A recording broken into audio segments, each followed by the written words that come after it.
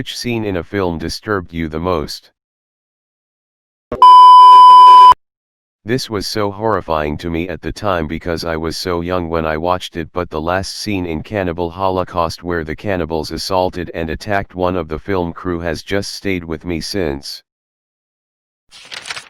Wasn't there some sort of investigation because the movie Asterisk seemed too realistic? Wasn't there controversy over them actually killing some animals on screen? That part with the giant turtle was F. Yeah, that turtle actually died. It's been a while since I've seen that movie and have no interest in watching it again. I believe the actor deeply regretted that scene. The Fly, when the lady is having a baby and a giant maggot is born. Turns my stomach. The part where he's crawling around on the ceiling had me freaking the F out as a 10-year-old. I had a vaulted ceiling in my bedroom, and even with a night light on, it was still dark up there. Every night for about a month I went to bed imagining him chilling up there in the shadows waiting for me to close my eyes. Oh God, no, that's terrifying. I don't care how good CGI is today, the remake of The Fly is still the most disgusting movie I've ever seen in terms of sheer ick. Everyone should watch it though. It is a cautionary tale about the dangers of bad software engineering practices. Can't believe no one mentions the part where she accidentally pulls his jaw out while trying to get away from him and then he basically bursts through his decaying human exterior to reveal the gross hybrid monster. There's a scene in a horror/thriller film called Mirrors. The plot is basically there's another dimension in anything reflective, and they're evil for the most part. It's been over a decade since I've seen it, I'm sure. Where a woman looks at her reflection in the mirror before getting in the bath, as she leaves the mirror, her reflection remains there. Couple of minutes later, she's chilling in the bath and the mirror version of her just starts ripping its own jaw open, which in turn forces the woman's jaw open in the bath, and she cannot do anything about it to stop it and just has to let her jaw get torn to shreds as the bathtub fills with blood. It is brutal. OMG, I forgot about that one. Yup, terrifying. This movie made me terrified to look into mirrors for like 6 months. I literally ducked any time I had to pass a mirror because I was terrified my evil self was going to rip my jaw open like that. Me too. I was young, got so scared that I avoided any reflective surfaces, mirrors, glasses, phone screens, metal utensils. This still haunts me. The movie is Saw 2 and it's the part where the big guy doesn't want to do his challenge so he throws that girl into a pit of dirty needles. Can't think of many things that could be worse.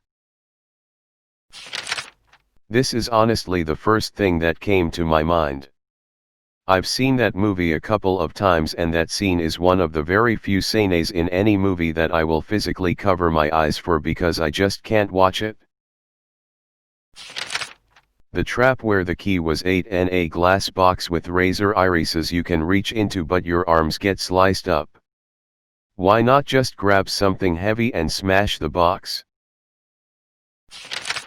I watched all of Saw 1, Saw 2 I couldn't watch the needle pit scene, or the glass box razor trap scene.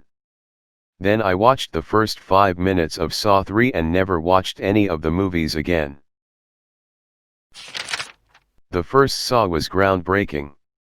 When that MF stood up at the end and revealed himself, I was quite literally gobsmacked. Every subsequent Saw movie was nothing but torture porn for money's sake. Press the like button. Subscribe to the channel and press the bell icon for future notification. The bit when that guy blinds a kid by pouring burning oil into his eyes in Slumdog Millionaire. Never forget this movie was advertised as the feel-good movie of the year, and the trailers mostly showed the dancing sequence, which was nothing more than a bonus scene hidden away during the credits if I remember correctly. What a depressing film. Holy shit, my mom and I went to see it together after being told by multiple people it was so cute and such a feel-good movie. F all of them. We both cried through most of the film and decided never to talk to those people about movies again. Zodiac. When he's stabbing the couple at Lake Berryessa. The lack of any music while hearing their screams is disturbing. The movie did an accurate job with portraying everything based from the witness/survivor accounts. There's audio of the boyfriend that survived that stabbing and the 911 operator who spoke to the killer, as well as a reading of the mother who was picked up by him, and they all say he was calm and well spoken. That alone creeps the F out of me. Before I kill you, I'm going to throw your baby out the window. Oh my gosh, that made the hairs stand up on my arms. Imagine getting in the car and hearing that. Stuff like that didn't scare me as a teen, but as an adult who, rightfully, fears strangers/creepy people, that is just so scary. I think as I got older I became less spooked by supernatural stuff and more spooked by things that could actually happen. Press the like button. Subscribe to the channel and press the bell icon for future notification.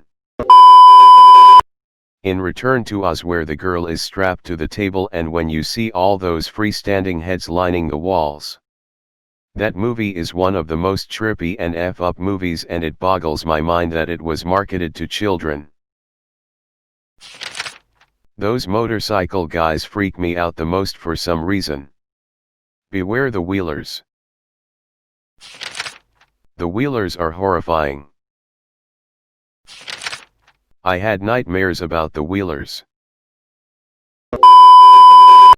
We were soldiers when they carpet bombed too close and several soldiers caught on fire. Then when they lifted up the guy and his legs peeled.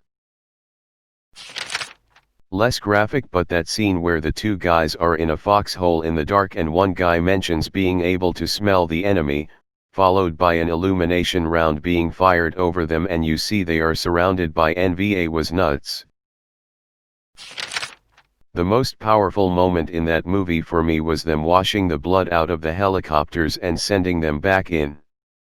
The waves of red pouring out the side in slow motion is just a beautiful, horrifying moment.